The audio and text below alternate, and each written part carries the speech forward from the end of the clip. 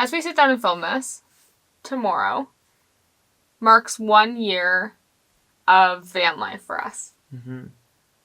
Isn't that crazy? Living this old pig.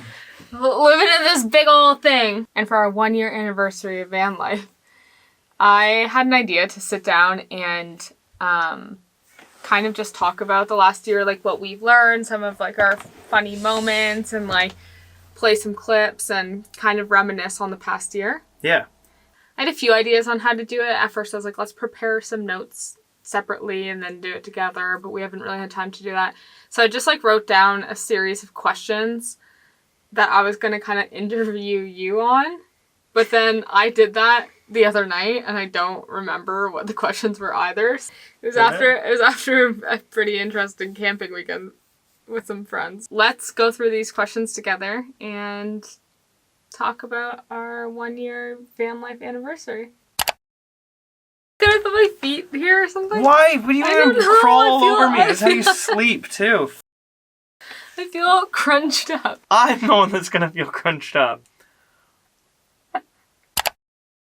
For me, I consider the beginning of van life, of our van life journey, to be when we were building the van. Mm-hmm. So, I mean, that's not included in the 1 year anniversary, but like really that's when I started to really feel like, oh, okay, like van life is basically my whole life. Had some breakfast, took a shower, and we are pretty damn ready to be reunited with our ambulance. We're gonna start it up, make sure that it starts.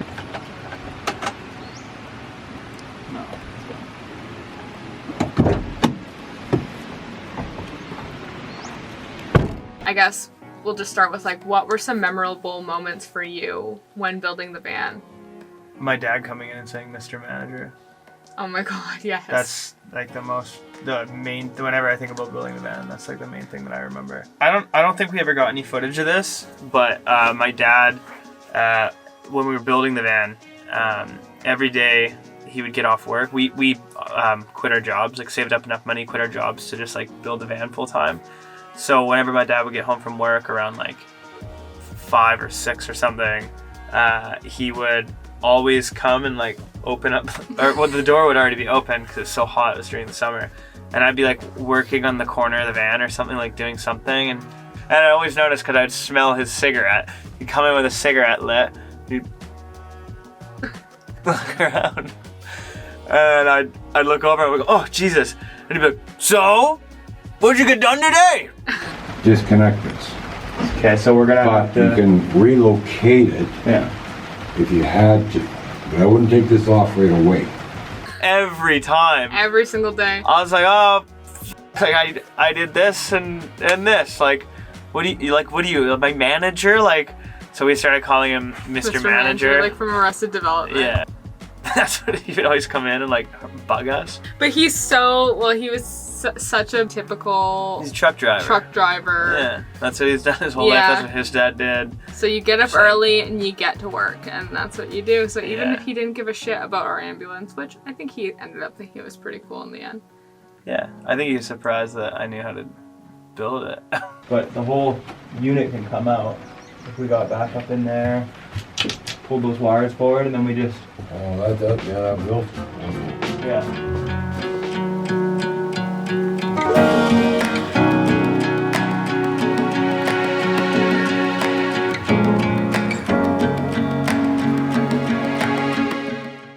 This was an old ambulance, so when we bought it, it came fully, it was just a full-on ambulance. And our very first footage of this van, when it was still an ambulance, was on our old camera, because we had bought it in 2019. Looking backing up those brake struts.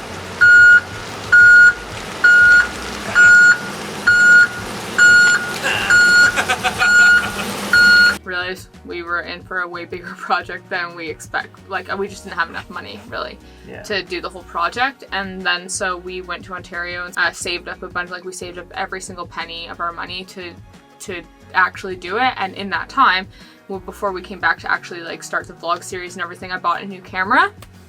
So our very first footage of it is not very good because it's just yeah, it's not on a camera that's meant for vlogging. And but a lot of the beginning was just stripping it out. And like, in retrospect, I didn't put a lot of the stripping it out onto YouTube because I was like, oh, people won't be interested in the stripping it out. They'll be more interested when we're actually building. But now when I look back, I'm like, oh, I wish I'd filmed more of that because that was such a significant part of our van build. Axel. Do you know the way? And then everything from there was just like little things here and there, like figuring out the air conditioner, figuring out also.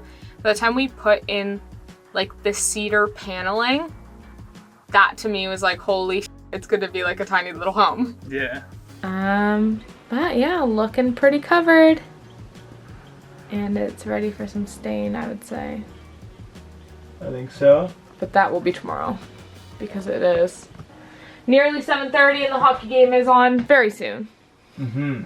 Another thing that I always remember is Freya being super young and Riley not even being born yet. Yeah. And Michaela always pushing on the stroller. Yeah. I always remember that. And Freya would come into the van and we'd think that it's so fun for a second until she started going towards the wire. I still have pictures of her sitting on your lap. Yeah. In the thing, and she's got her hands. She's on your lap, with her hands on the steering wheel, and you're both like looking back at me, and I'm like, so fun. Here, I think.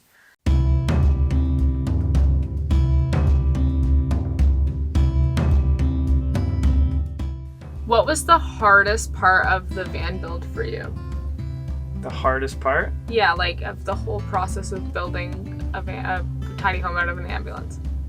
I think, like, mentally starting it would probably be the hardest thing.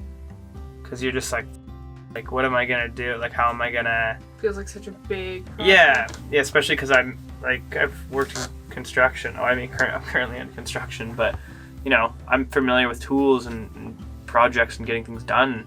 But, like, I've never just taken on a big project like this on my own. I mean, on our own, obviously. I really don't know if this would work. It's just an idea. All of these are just ideas. We don't have to do any of them. I also, like, we didn't have all the tools, which was another thing. Like, if we had all the tools that we needed, I think it would have been a little easier for me. But, like, we did this whole thing with one drill and one drill bit. We built the entire van with one drill and one drill bit and one skill saw and one jigsaw. And I bought one skill saw blade for the skill saw when we started and 2 jigsaw blades. Basically, I'm just hoping like my edge is straight. So when I'm measuring over, like I'm marking in the same spot, and I just like take a big ruler, mark my line, and then cut with a skill saw, like just very carefully. Oh, I just didn't cut it. Like they're not gonna fit properly. They're like, I'm cutting it with a jigsaw. So like that's not a circle. It's not gonna fit properly into there, but we do have like some silicone. So I'm just gonna silicone it around here, and then we'll just stick some insulation in there. Or I'd mistakenly cut something like, and we wouldn't have an extra board or like an extra piece of plywood or something. So we'd be like, okay, then let's just rework what we have. Yeah. And like try and make it work because we would make a mistake cut or something like. Yeah. No, like we were not living anywhere close to a city. Like we were living in Lumbee, which is outside of Vernon, 30 to 40 minute drive to the hardware store, which is in a town that is also not a very big city in itself. Like Vernon's not a very big city, so their stores would close at 6 p.m. So by the time, you know, like we couldn't just go head over to the Home Depot at any point in time. No, the place is closed at like 4 o'clock. Yeah, there was one hardware store in Lumbee, but that store's never open. Their hours are terrible. They close at like 3 p.m. and they're not open on the weekends. Yeah. Or on Sundays or something. I don't know. No, it was all weekend. I remember. Yeah, it was like, horrific. They were closed all weekend. And they didn't have much anyway. It was more just like paint supplies and like not even like little things, little bits. Yeah, like, little things that you would need, but like not some plywood, like D-grade shitty plywood with knots in it, which is, I mean, most of our van build, honestly. Start feeding the wire through, and it's too short, and now everything's closed because it's after 5 p.m. So nothing got done today. One of my favorite parts about building the van was, just speaking of living in like a small town at that time, was because we bought our solar panels from somebody in person, because we had been looking online. We didn't understand solar power or like electrical at all, really, for that matter. Yeah, it was like a totally brand new thing for both of us.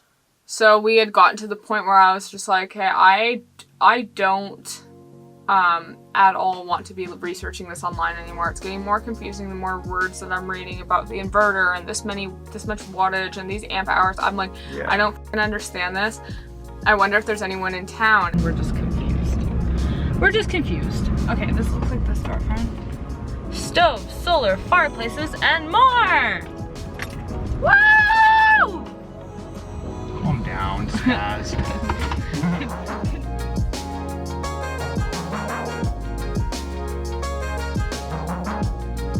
They were all just working there. I mean, one of them owned it, and then the other people working there were just honestly passionate about off-grid living, because Dayton was building his own house off-grid.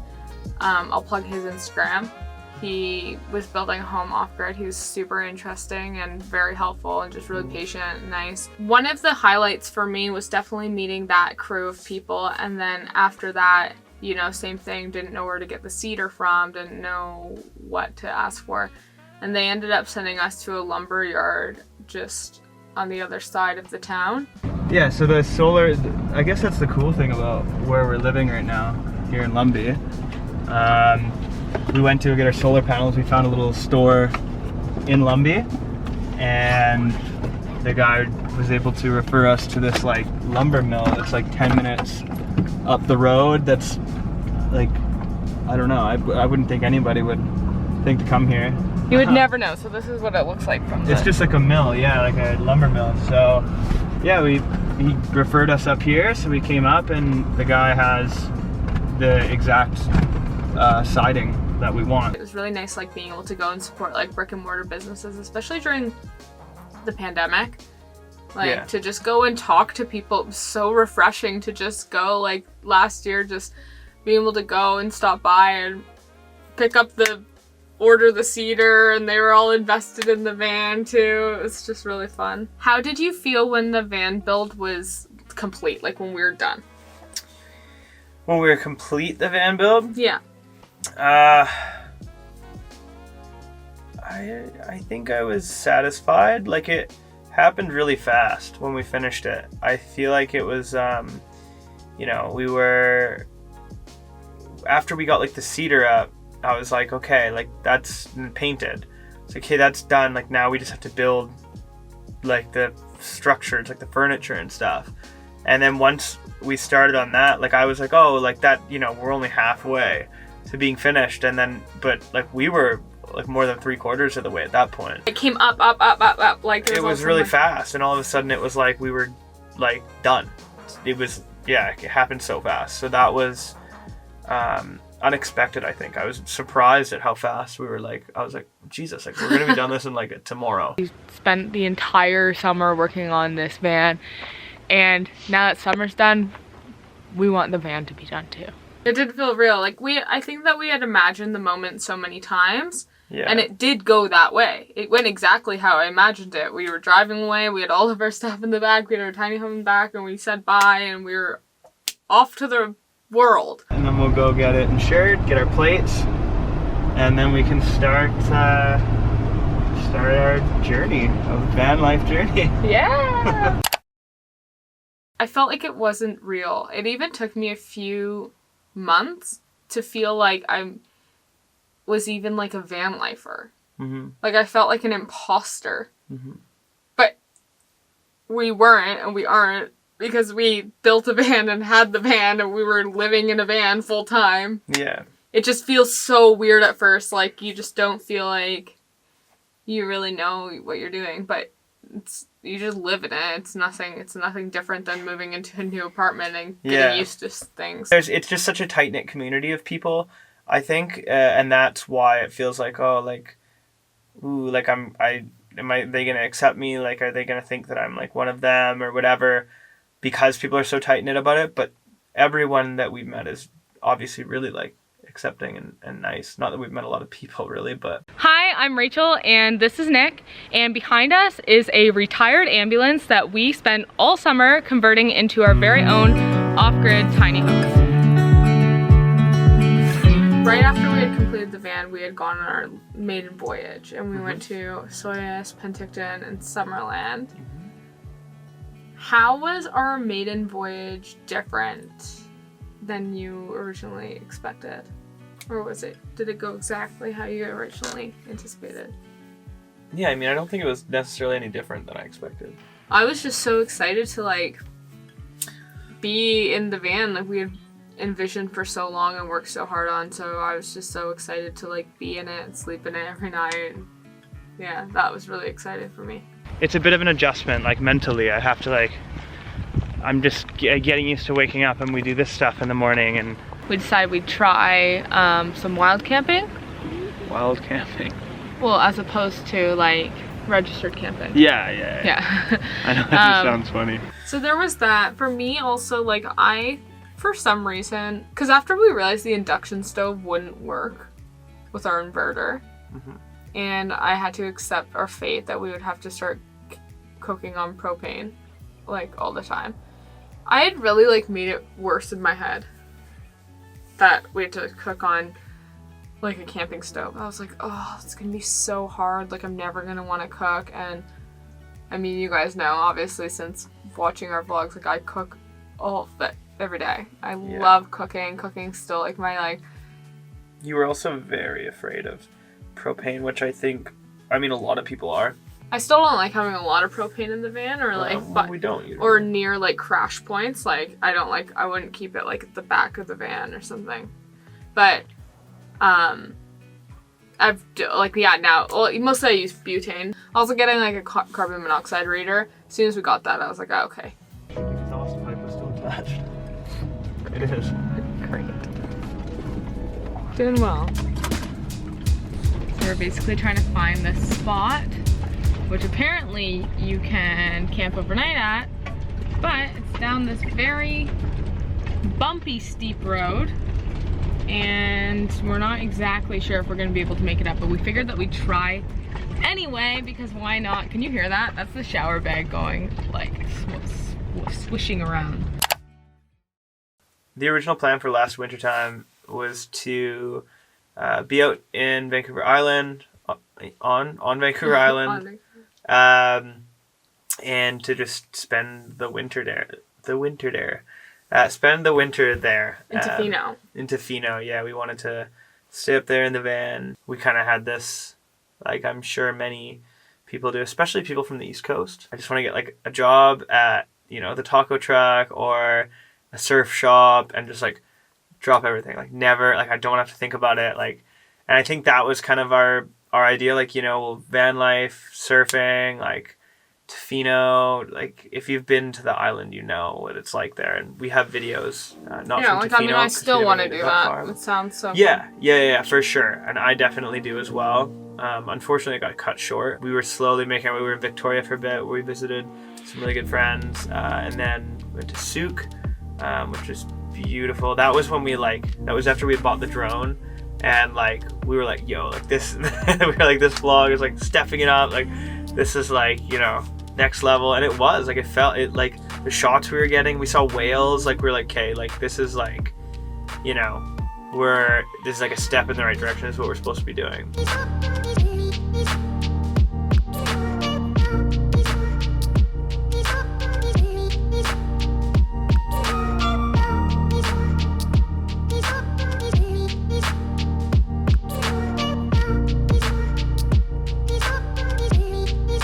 We had been there for about like a month or so now, and traveling to different places, and like we had heard a lot about from other van lifers, especially like in the US, to get a Planet Fitness membership. They're everywhere, and it's not the same here in Canada. There's Anytime Fitnesses in quite a bit of places, but not in every city on Vancouver Island. So this was already a struggle for us. So we were showering, but only at like the rec centers like that we could find, like few and far between, or We took a couple outdoor showers, which were cold. And I think we were just really looking forward to actually like getting to Tofino, because we're like, oh, we'll just get a gym membership there, and then we can go in the mornings and go work out in the shower after, and then go to work or whatever, which was a good plan in practice. But yeah, the day before we were supposed to leave, there was a new announcement from the BC government that the gyms were going to continue to be closed, or no, they were all shutting down for the first time. I am extending the regional orders that currently apply to the Fraser and Vancouver health region across the entire province, and I'm putting new province-wide orders in place. These expanded orders will come into effect today, and we were like, holy f***.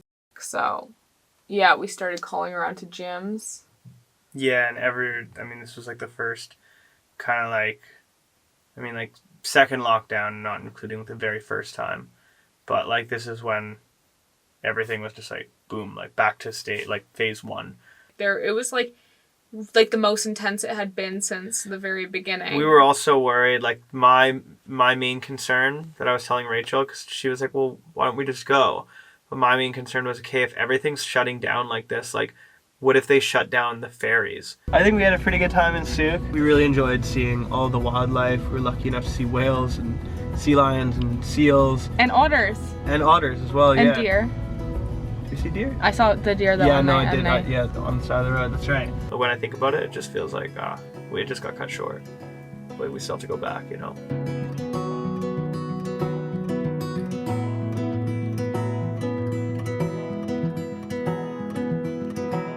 For me, one of my favorite moments on Vancouver Island was going down those stairs. We were driving towards Nanaimo, I think. I forget where we were going. We were driving and passed them and turned around, and then it was like these stairs that took us down to a black sand beach.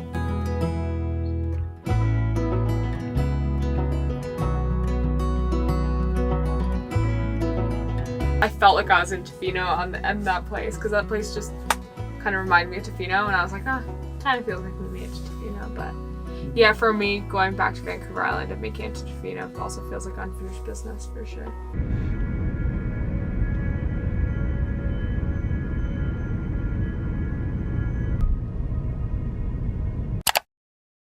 Once we got off the ferry, we were kind of like, hey, well, we should stay somewhere for a couple weeks and like, first of all, get like our bearings, and also like not be traveling around. Not be traveling around. Yeah, we got to stay at our friend Jackson's place, which was awesome. Like, thank you so much for that, Jackson. And we're with our new roommates. Temporary roommates for now. We got them to get in the back, and we dragged them along here. But say hi, Jackson. See you later. Jackson's shoulder's all messed up. But also we got to hang out with Asa, who, we just hung out like almost every single day that we were there. He would like get off work and just like come by, and we'd all just hang. And we talked about like, we weren't married yet at that time, so we talked about like our wedding, and we'd always drink lots of beers and like hang out and just play video games and talk, do whatever. And then we left like mid-December for Kelowna, because we found a house sit. That was our first house sit that we took for a few months up there. And then while we were there at the beginning of January, Asa passed away. And then Jackson is also Mitch's and Nick's best friend since high school. So we're missing Jet, who's Jackson's in my Australia, and then we're missing Asa. So R.I.P. we should have a toast to Asa. Yeah. To Asa, because she's somebody who needs to be here. Asa's here. Looking back, although while we were there, it was fun and we enjoyed it, we also were like, okay, we need to like figure out where we're gonna go and what we're gonna do. We were kind of like in limbo. It was like a stop. Yeah, it was just a stopover. Yeah. And like 2 weeks, I think we ended up being there for like a few weeks. I think it ended up being like 3 weeks, and like we were like, okay, 2 weeks max. And then by the end of like when 2 weeks was coming up, we're like, okay, like we need to get the hell out of here. Like, what are we doing? And we're still enjoying the moments, but we like felt rushed to get out of there. But then Well, it's also like we're like kind of in Jackson's space and like Yeah, exactly. we yeah. have this van now. We were supposed to like go out and do our own thing, and we just didn't really know where to go. And like Canadian winter was coming up, and it was gonna get really cold. And we're like, hey, where are we gonna work? And we ended up finding that house sit in Kelowna, which was really special, and we'll talk about in a second. But in retrospect, it really feels like something pulled us here to hang out with Asa, just like one last time. We wanted to still do something fun and interesting and not freeze our asses off in the van. Yeah. So we looked on Trusted House Sitters, which was our first time using it, and we got a house sit for 4 months in Kelowna. Okay, Walking and feeding the dog Bosco twice a day. He's getting older now, requires very short walks. It's good because we have a place that we can have Wi-Fi. They have Wi-Fi? Should I be like, I'm just confirming that you have Wi-Fi? Okay, cool. Yeah. Then we can... In the countryside. Cool. This is a commitment until March. Why not? I can probably just work online. Yeah. And then by then we wanted to go back to my parents' place anyways, so we could plan the wedding. Yeah, and that So we're up there and we can do like wedding planning stuff throughout the winter too. I wonder if Bosco can come into the ambulance with us. Why wouldn't he be able to? I don't know. Bosco can come in. Bosco's coming for the ride. And so we drove out to Kelowna, and it was a winter wonderland just going there because like we had just been on the island of where we were. It doesn't get, and this is the reason why we went there, it doesn't get that snowy and wintry. You might have some snow throughout the winter maybe, but probably not, but whatever. So we hadn't like been exposed to snow or anything yet this winter season. This is a wedding dress. Woo! And we start driving to Kelowna, and like you have to go through like a mountain pass. Oh my god, it was like a winter wonderland. It was so cold, and I'm like, fuck. Like, here we go. Like, here's another, because we had spent the winter before in Ontario, so we're like, oh, here we go, another like wintry winter. And we got to the house that we were house sitting and met the dog. And that was the beginning of our time in Kelowna. What to you was special about, what to you stands out, or what was a moment from our winter in Kelowna that stands out to you? It's always getting shoveled out of the... Oh, I actually forgot about that. I'm stuck on a mountain right now. I was just gonna see if you could help, but... You're stuck on a mountain right now? Yeah, I'm up like an icy mountain in Oyama, and Is your ambulance stuck? yeah, I had to slow down for a bump, and we immediately kind of like started slipping a bit. So I decided I'd try and back down. It was we're sliding way too much, so I just kind of put us off to the side. I've just kind of put us into like the dirt wall just beside me here, so we don't slide any further. And I've called my dad to maybe bring some tire chains for us and a shovel, and I think we'll spend the next few hours digging out the side of this mountain and laying dirt down all across the road.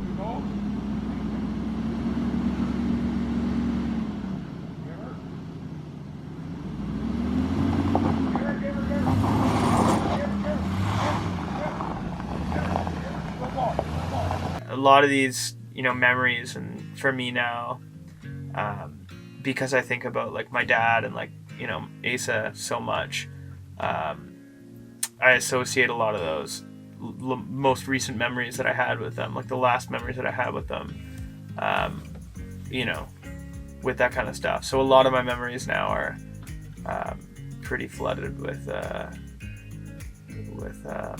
those two. So that's, I think, why that comes to mind for me.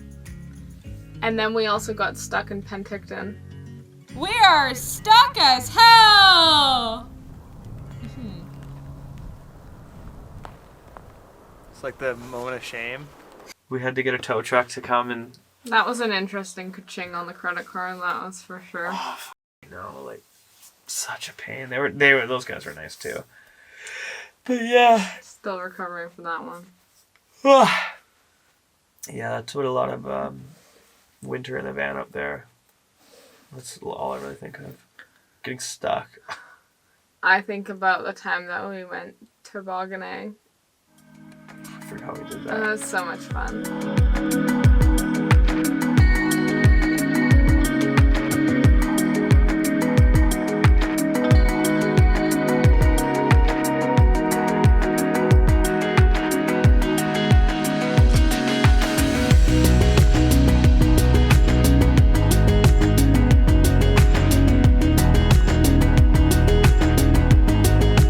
Like we always try to make the best out of any situation. Now we're in Kelowna and working and living in a van and housing this dog. Very funny times.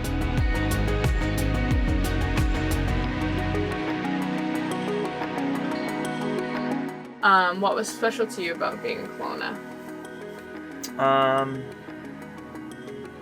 I mean, looking back, it was, just being able to like be close to family. Because Freya wanted to be close to our niece. And now looking back, it was important because, you know, it's good to be there, well, especially when my dad got sick.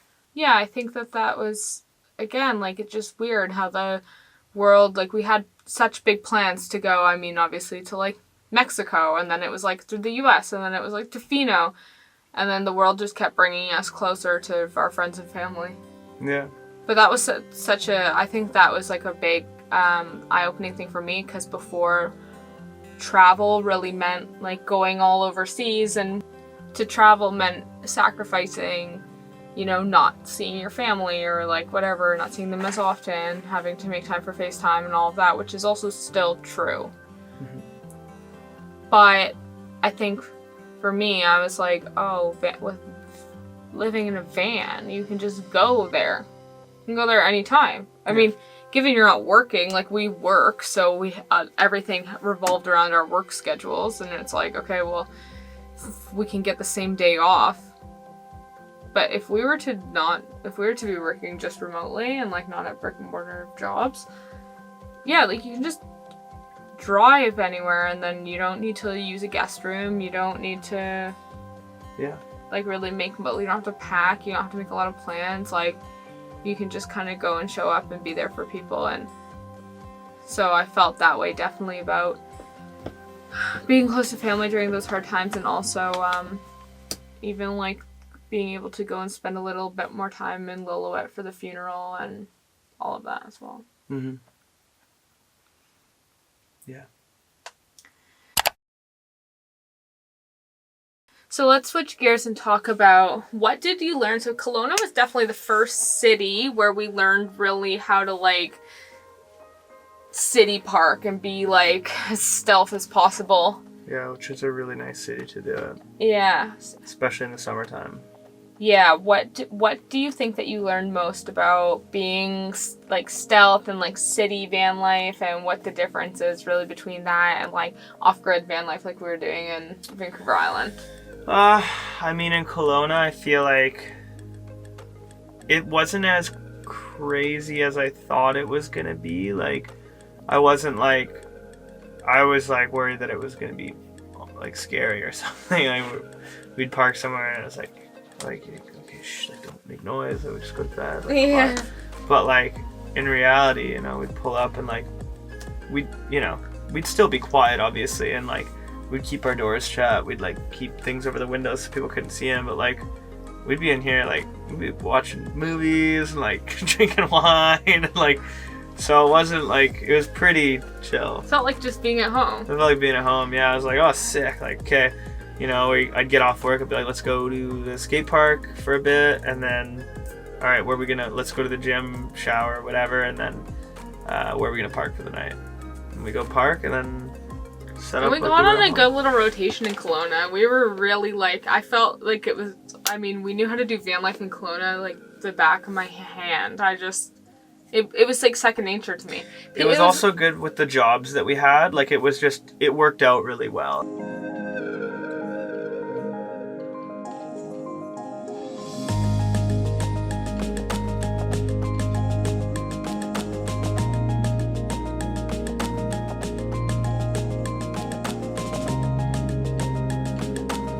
We had friend Kaylin, who would let us like come over and like upload YouTube videos and stuff. He's like, yeah, man. His Wi-Fi was so fast, it was way faster than the library, because I was going to the library for a long time. Yeah, and he's then like, come over. He's like, I'm not here this weekend, but he's like, just walk in, like, tell my roommates it's all good. And I was like, you can upload okay, YouTube man. videos, because he also has a YouTube He's like, you guys channel. can stay in my bed, like, I don't care. And I'm like, dude, you're the best. Like, it's very much like how I am. That's as well. actually so true. He was so nice about it. People, Yeah. oh my god, it was actually when we left Kelowna.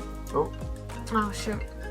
When we left Kelowna, we got a comment from someone saying, oh, I really feel like you guys, like, Kelowna was like your city. They were like, I've not even been to Kelowna, I haven't met you guys, but I like got emotional, like, seeing you guys leave it. I'm like, we did have a lot of fun in Kelowna. Yeah. Well, there was just so much that went on, like, and like, I feel like that was just kind of, I mean, 2021's not over, but that's how it's been as a whole. Like, it's been like extreme highs and extreme lows, especially if you've been following the channel for like that time period, like death and then like more death and then we got married and then like, you know, we're like traveling every weekend, like going to lakes and like seeing our nieces and spending time with family, and then like, you know, it's just like extreme highs and like extreme lows all throughout. It has been a lot. I do take a step back sometimes and I like think about how since January, like since the start of this year, like a lot of shit has happened.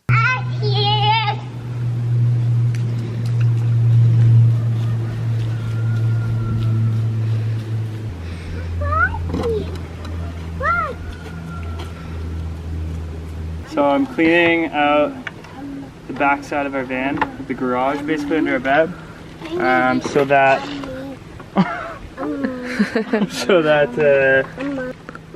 cleaning it out because we are moving again. I think that we should talk about what our future plans for our van life are and for our lives and our travel plans and all of that and where we're really going with this. And after 1 year of doing this, what have we decided we're not going to do and all that? Well, this is ever changing, so it's hard to really get it right. The plan is for in late November to leave Chilliwack and head down to like the States. Even would be nice. Like get down to like some of the southern states. New Mexico is somewhere I really, really like. Rachel hasn't been down to a lot of the states, so I've only been to like the only states I've been to are New York, South Carolina, North Carolina. Those places are pretty sick. I've been to Virginia Beach there, and then I've been to Vegas, so in Nevada, and then I've been to Arizona and Texas. Yeah. I'm pretty sure those are the only state. Oh, and Washington State, but I've never actually went to like Seattle. Yeah, well, Seattle's pretty much like Vancouver. I went to Tacoma. That's as far as I got. Yeah. So I've been right over the border. You're gonna really like Portland a lot. Yeah. Like a lot. You're I'm so you're probably excited. gonna want to stay in Portland. I'm so excited. It's all go like to, you. It's a bunch of like your people, for sure, and it's so sick there. A bunch of progressive vegan van lifers. Yeah. Yeah. So just excited to. I don't know. I'm excited to go to a lot like every state. Yeah. No, the point is to get the hell out of the cold. So we want to get down to the southern states. What would be really great is to get down to Mexico. I have a friend that lives in Guadalajara. That's like the original plan. And that I think would be really sick to do. So maybe doing that. You never actually know what's going to happen. Hence like this whole year of us just being able to like bounce around or whatever. But yeah, there's definitely some van life channels where they're like, oh, van life all the way. That's like the plan for life. Yeah. And some people get like confusion. I think sometimes we get a lot of comments still being like, why did you leave Cambodia? And maybe we just never made that clear in the first place that we only were planning on staying there for a year in the first place. And same with Australia. We're like 6 months to 1 year. That's it. And we were transparent about that when we were going for job interviews. We were also transparent about that when we were going looking for apartments, and we got like leases and subleases and all sorts of things whenever we were overseas. And I guess we just had never really like made it clear to our audience. that that was the plan, because people are like, oh my god, I thought you loved Cambodia. Why did you leave? Yeah, Like, we still oh no, love Cambodia. we fully intend on, maybe, who knows, we might go back, but we knew that we were only going to stay there for a year. So we didn't leave because we were bored of it, sick of it, or anything. It sucked to leave. Yeah. But we knew that was just the plan. And so same thing with van life. I want to say it now at the 1 year mark, before when eventually we aren't doing van life anymore. For people to not be surprised by that either, because we have so many, we're both so crazy with our, like, we have our bucket list is like, so right now we're checking off the van life one, but this chapter will not be complete until we can get this thing across the border and go see some shit. Yeah. I think we'll probably sign off there. We are really close to 10,000 subscribers. As it stands, we are actually 456 subscribers away from 10,000. I think at 10,000 we were considering maybe doing like a Patreon. So if you guys would be interested in that, let us know. We thought that like 8,000 was like crazy when we first made the YouTube channel, because we had like a friend of ours who was at 8,000. We're like, that's the number, the ticket, you know. And then like we surpassed it. We're like 10,000 is the number. Now we're almost there, and like we're really stoked. Yeah, no, we are. It actually is crazy that we're so close to 10,000 subscribers. I'm so excited. When we hit that, I'm going to scream. I'm like, that's so exciting. Really grateful for everyone following along. It's still always, to me, stands as a place that we can share memories and all of that. And like, yeah, even though some of it's curated and all that, we still try to be like the most ourselves that we can, and really try to like monitor that and make sure that we're being authentic and true to ourselves. And I have so much fun editing the videos, and this one's going to be a doozy to edit. So but I love having these memories and even these like chats documented, just because sometimes you forget, you know. It's nice to have it recorded. So we're gonna leave it here. Thank you again so much for being with us and celebrating our 1 year van life anniversary, and we will see you guys in the next video. Bye. Bye.